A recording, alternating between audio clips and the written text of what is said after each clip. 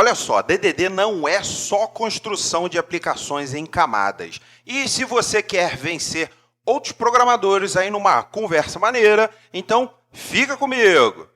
Olá, desenvolvedor. Cara, seja muito bem-vindo ao seu hub de conhecimentos sobre o mundo da programação. E você já me conhece, né? Eu sou Ranieri Silva e hoje a gente vai falar, olha só, de um assunto que é muitas vezes controverso, porque é mal interpretado. E olha só, independente da linguagem que você programa, que é aí o DDD, ou Domain Driven Design. Se você é um programador já há algum tempo, já se deparou com certeza pelo menos uma vez com a seguinte expressão: tem que fazer o sistema em DDD, que, assim, convenhamos, dá a impressão que tem um jeito de programar sistemas chamado DDD, que se limita a código e serve para todo tipo de sistema. Mas é isso mesmo? Então, como a gente vai fazer? Tá? Primeiro, você vai entender definitivamente o que é DDD, o que é Domain Driven Design. Logo em seguida, para que serve o DDD? E depois, você vai entender os fundamentos. Tudo, é claro, baseado no manual do DDD, que é o livro Domain Driven Design, que foi escrito por Eric Evans. E enquanto você entende esses fundamentos, vai saber assim insights sobre como argumentar com outros programadores, seus colegas aí, não? Inclusive, quais sistemas podem se beneficiar do DDD. Até que você consiga ter o quê? Argumentos sobre o assunto. Beleza? Agora só, antes disso, Padawan, já aproveita e deixa aqui o seu like maroto, maneiro aqui no vídeo, tá bom? Ele ajuda muito o canal, cara. E eu ajudo você, o canal ajuda você e você nos ajuda. Beleza? Combinado? Vamos lá, cara. Primeiramente, você sabe mesmo o que é DDD, Domain Driven Design? Sabe o que significa? Vamos lá, tá? Vou explicar para você. Esse termo ele foi apresentado pela primeira vez por Eric Evans, no seu livro Domain Driven Design, que, traduzido do inglês, ele fica mais ou menos assim, atacando as complexidades no coração do software, the heart of software. Tá? Então, de acordo com o livro, DDD, olha só, é um conjunto de técnicas e práticas para que você o quê? Crie sistemas melhores, modelando o sistema pelo negócio do cliente. Ou seja, é bem diferente de muitos programadores, né? O quê? Porque eles usam Data-Driven Design, mesmo sem saber. Eu, inclusive, sou um desses, né? Eu fui por muito tempo, eu fui um desses, tá? O que é Data-Driven Design? Bom, é uma maneira de se programar focando nos dados, ao invés do negócio. Eu lembro que eu vi uma frase bem interessante muitas vezes, tá? Os dados são a coisa mais importante de uma empresa. Então, o que a gente fazia? A gente iniciava a modelagem do sistema sempre pensando no banco de dados. Mas isso é completamente oposto ao que o DDD prega, né? Que é o Domain Driven Design, que se refere a uma maneira de criar sistemas mais, digamos, organizadamente e que a complexidade ela esteja num nível, digamos, mais tolerável. Né? Você já viu o quanto é complexo criar um sistema aí de uma maneira que ele seja mais simples de usar, mais simples de dar manutenção, principalmente com o passar do tempo? É isso aí. Tá? A gente pode até criar sistemas rapidinho. Agora é mesmo, você vai lá, cria o sistema, pau, desde que a gente não leve muito em consideração nenhuma boa prática. Mas, olha só, ao longo do tempo, esses problemas eles vão aparecer, cara. Aí que tá. Quem é que vai ficar para resolver? Pode ser você, né, não? Eu já vi esse filme acontecendo muitas vezes, né? A gente pega um sistema que já está em produção e a gente vê aquela complexidade, aquela dificuldade, né? Bom, vamos lá. Depois dessa conversa toda, a gente pode dizer que DDD ele é um conjunto de técnicas e práticas que tem por objetivo entregar um sistema com mais qualidade ao cliente, já que foca no negócio. É bem óbvio isso, né? É ou não é verdade? Então, se você fizer um sistema utilizando as técnicas e as práticas apresentadas pelo DDD, você automaticamente, entre aspas, né, vai ter um sistema sólido. Isso está corretíssimo. Agora, para que serve o DDD? Porque tem muito programador que pensa assim, cara, bom, vou programar o sistema em arquitetura DDD, baixando esse boilerplate, né, aqui ou acolá, e usar como base para o meu sistema. Pronto, já fiz sistema em DDD. É isso. Cara, se você pensou sobre isso desse jeito, já vou te falar que está errado. Não é isso, não. Isso porque o DDD em si ele não especifica claramente assim nada de código, embora tenha vários exemplos de código no livro. Tá? Ele nos dá o que? Guias para esses códigos, mas ele não restringe como fazer. É um negócio de mais alto nível de abstração, sabe? O pensamento é diferente, não é mão na massa. E como o próprio nome diz, é Domain Driven Design, ou seja, tudo é baseado no domain, no domínio. Qualquer coisa gira em torno do domínio, ou seja, do negócio em si. E olha só que interessante, tá? Todo esforço apresentado pelo DDD está em resolver o problema do negócio. Negócio. Tá? O que quer dizer que, embora a gente tenha muitos programadores que pensam logo em classes, né, de domínio, quando a gente fala em domínio, a gente pensa logo em classes de domínio, que vão, na sua maioria, ser derivadas em tabelas no banco de dados, né, vão virar tabelas lá no banco de dados. O fundamento do DD é maior, ou seja, ele é centrado no negócio ao invés dos dados. Então, para que serve o DDD? Bom, serve para te ajudar a criar sistemas baseados no negócio do cliente. É isso, cara, que vai gerar um sistema mais aderente ao negócio e vai entregar mais valor, ainda que ele seja mais complexo. O que eu quero dizer com isso é que construir um sistema em DDD, ele é sim mais complexo, mas o esforço ele vai se pagar com o tempo. Isso me leva à próxima pergunta. Serve para todo tipo de sistema? Todo tamanho de sistema? Bom, para resolver isso, né, responder essa pergunta, a gente vai falar sobre alguns fundamentos do DDD. Então, olha só, presta bastante atenção, porque é bem interessante alguns fundamentos, como linguagem ubíqua. Bom, que não tem nada a ver com código, tá? Mas olha só, de uma maneira de que nós, integrantes aí do projeto, a gente falar a mesma língua. Ou seja, dos integrantes usarem as mesmas palavras ao invés de cada um falar do seu jeitinho, sabe? Ó, um exemplo disso. Vou mostrar para você, falar agora um exemplo bem claro, tá? Digamos que um integrante, um analista de negócios, ele chama uma entidade dentro do negócio de cliente de cliente. E outro cara, o programador, tá? Ele chama a mesma entidade de empresa cliente. Ambos estão corretos, ok? A gente pode chamar desses dois jeitos. Só que o melhor é que eles usem o mesmo termo. E esse termo ele seja usado por todo mundo, inclusive no código. Então, se for escolhido empresa cliente, todo mundo na equipe deve chamar empresa cliente.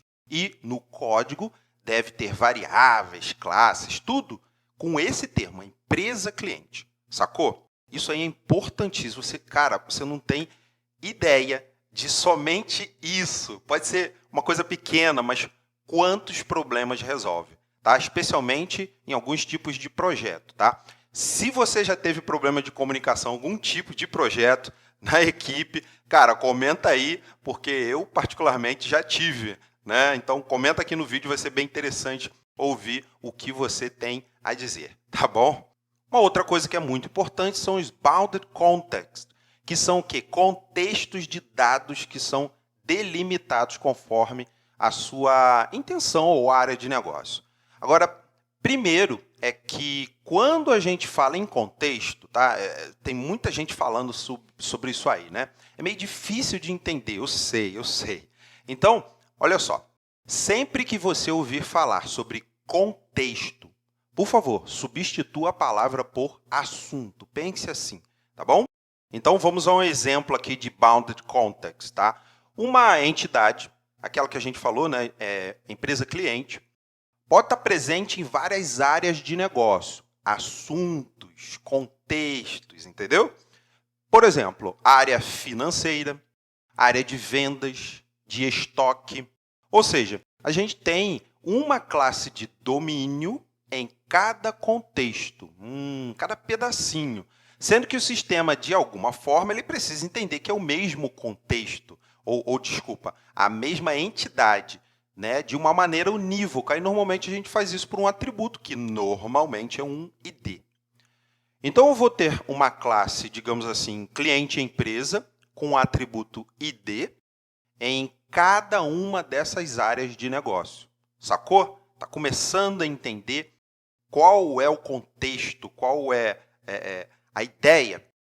Viu como a gente começou a pensar em código? Porque a gente é programador, né? Então, a gente pensa tudo em código. É assim mesmo, parece até que a gente está dentro da Matrix. Context Map, esse aqui é muito importante, que é uma técnica de propósito geral que nos ajuda a organizar melhor os nossos bounded contexts e mantê-los o quê? Vivos. Imagina só, vai ficar mais claro agora, tá? Um exemplo da entidade empresa cliente que a gente falou, tá? Ela existe em 3 áreas de negócio: financeira, vendas e estoque. Até aí, beleza, né? A gente já falou. Agora imagina que, com o passar do tempo, a área de negócios financeira, ela pensou em criar uma funcionalidade que é linda, cara. Funcionalidade linda, que eles não sabem que essa mesma funcionalidade existe na área de negócios vendas. Então, o que acontece? Simples. Regras de negócio mais códigos-fontes, o quê? Duplicados. Porra, isso é lindo, entre aspas. Isso é um inferno, não é não? E que ninguém percebe isso. Isso é o que é o pior. Só vai perceber quando acontecer algum problema na operação do cliente, normalmente em produção. Será que você já passou por isso?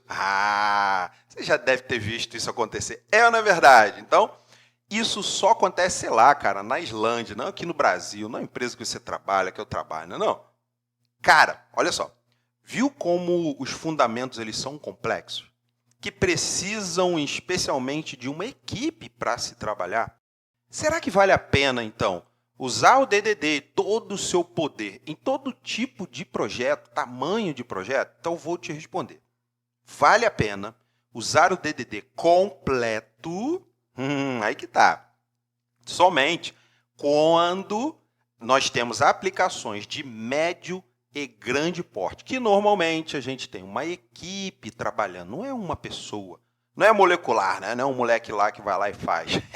Isso quer dizer que sistemas menores, né, eles não são ideais para a gente utilizar o DDD. Eu sei que o livro diz que são poucas coisas, né, mas principalmente, né, os exemplos aí são sistemas que possuem muitos cadastros ou sistemas de integração, como ETL, ou algo do tipo. Eles não poderiam ser feitos em DDD, mas temos muitos outros sistemas que, cara, na boa, usar DDD é basicamente assim, o mesmo que tentar acertar uma mosca com um canhão. E não tem cabimento, cara. Você vai gastar muito esforço. É o que a gente chama de over-engineering, entendeu? Pensa só comigo. Imagina um sistema que é, por exemplo, é um site institucional, é um sistema. Ele precisa de DDD para criá-lo? Não. E se for um sistema para controlar vendas de uma pequena loja? Precisa? DDD? Também não. Agora, um sistema de pedidos que vai ser usado por mais de um cliente, né? Um software como serviço, ele vai ser vendido como serviço. Aí que está. Você pode usar algumas técnicas sem complicar o código, mas não necessariamente todo o DDD. Você entendeu a ideia? Tá? Em falar em código, aí é claro, né? Percebeu que até agora a gente não falou em nada, ou praticamente nada, de separar em camadas, bibliotecas. A gente falou o quê? De muito o quê? Modelagem, entendimento, modelagem, quando eu falo de negócio, tá? A gente falou até em classes, mas não em separação em camadas, nem em bibliotecas. Agora sim, a gente vai falar um pouquinho sobre isso, para você criar a estrutura da sua solução de negócio. O quê? Conforme a orientação do DDD. E aí sim, a gente pode ter a divisão em camadas. Aí vamos lá, vamos falar algumas que são, digamos assim, muito importantíssimas, né? A primeira é Presentation Layer, que é responsável por exibir as informações aí para o usuário final e vai interpretar comandos dele, que pode ser um outro sistema, né? Esses usuários, olha só que interessante. Por exemplo, a gente está fazendo uma integração entre sistemas. Aqui a gente tem os nossos web services, os nossos web application, fazendo o quê? Respondendo com JSON, HTML, CSS, JavaScript e por aí vai, que você está cansado de saber. Uma outra parte, layer, é application layer, que coordena atividades das aplicações da camada de apresentação, da presentation layer. Essa camada é bem parecida, né? Bem estranho assim, né? Com a presentation layer. E, na minha opinião, uma não vive sem a outra. Muitas vezes a gente tem as duas, inclusive, numa só aplicação. Vamos a um exemplo aí. É o modelo ASP.NET MVC, que tem as views, presentation layer, com os controllers, que a application layer. Entendeu? Tudo no mesmo projeto.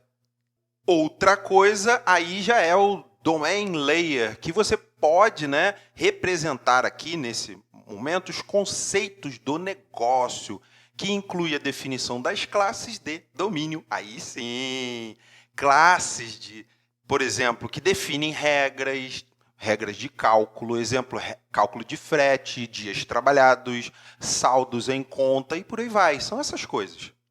A outra é a Infrastructure Layer, onde a gente coloca o código que fornece as capacidades técnicas a todas as outras camadas. Por exemplo, a gente tem códigos de propósito geral de persistência para o domínio, componentes de desenho, né? Você pode fazer um helper, alguma coisa assim. Helpers, padrões de integração entre as camadas, a gente pode ter isso, ou interação. E, principalmente, isso aí, em aplicações mais complexas, o negócio pode crescer bastante. Então, Padawan, a gente falou em camadas, mas olha só, a gente não definiu uma estrutura fixa, né? Aquela física, né? De bibliotecas, tá? Para as aplicações. Viu o exemplo de Presentation Layer com Application Layer, que no ASP.NET MVC eles ficam no mesmo projeto?